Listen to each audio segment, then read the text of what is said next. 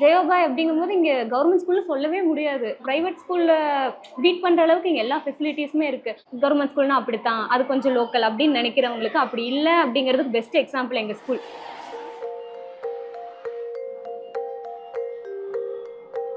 நீங்க இந்த ஸ்கூல் இப்படி இருக்கும்னு தெரிஞ்சு சேர்த்தீங்களா? தெரியாம சேர்த்தீங்களான்னு தெரியாது.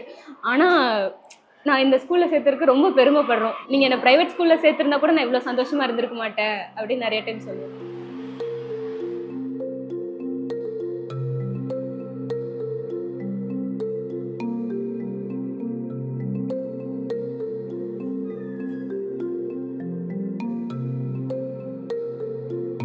ரொம்ப ப்ராப்ளமேட்டிக் ஸ்டூடெண்ட்ஸ் அப்படின்னு சொல்லி நம்ம எடுத்து பார்த்தோம்னா அவங்க யாராக இருப்பாங்கன்னா பேரண்ட்ஸ் இல்லாதவங்க, சிங்கிள் பேரண்ட்டு, இந்த மாதிரியான குழந்தைகள் ரொம்ப அதிகமாக நம்ம பள்ளியில் இருப்பாங்க. அவங்களுக்கு வந்து ஃபேமிலியிலேருந்து எந்த சப்போர்ட்டுமே கிடையாது. நீங்கள் சாப்பிட்டியான்னு கேட்குற கூட ஆள் இல்லை. அப்போ நாங்கள் என்ன செய்கிறோன்னா அவங்கள ஃபில்டர் பண்ணி அவங்கள நிறைய ஆக்டிவிட்டீஸில் பார்ட்டிசிபேட் பண்ண வைக்கிறோம். பெண்களுக்கு உண்மையான சொத்து அப்படிங்கிறது கல்வி மட்டும்தான், வேற எதுவுமே கிடையாது.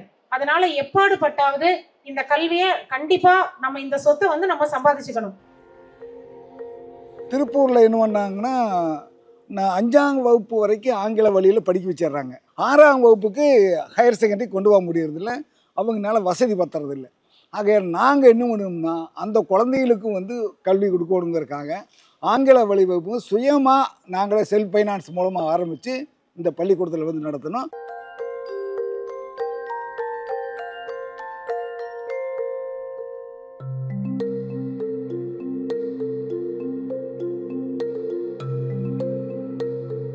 பேரண்ட்ஸ் காலையில் எந்திரிச்சதையும் வேலைக்கு ஓடிடுவாங்க.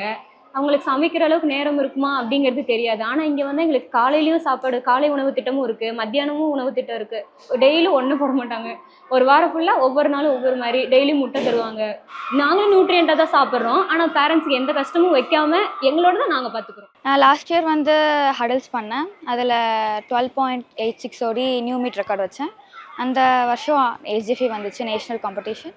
அதில் 5th பொசிஷன் வந்துச்சு. லாஸ்ட் டைம் நான் ப்ரைவேட் ஸ்கூலில் படித்தேன். அந்த ஸ்கூலில் கிரவுண்ட் ஃபெசிலிட்டிஸ் எதுவுமே இல்லை, எக்யூப்மெண்ட்ஸ் திங்ஸ் எதுவுமே அவ்வளோவா கொடுக்கல. பட் இங்கே வந்து தனியாக ஸ்போர்ட்ஸ்க்காக கிரவுண்ட் ரெடி பண்ணி கொடுத்துருக்காங்க. ப்ளஸ் எக்யூப்மெண்ட்ஸ் எல்லாமே கொடுத்து சப்போர்ட் பண்ணுறாங்க. தொழில் நகரம் திருப்பூர். இதில் பார்த்திங்கன்னா பேரண்ட்ஸ்னால நிறைய குழந்தைங்க சஃபர் ஆகுறாங்க.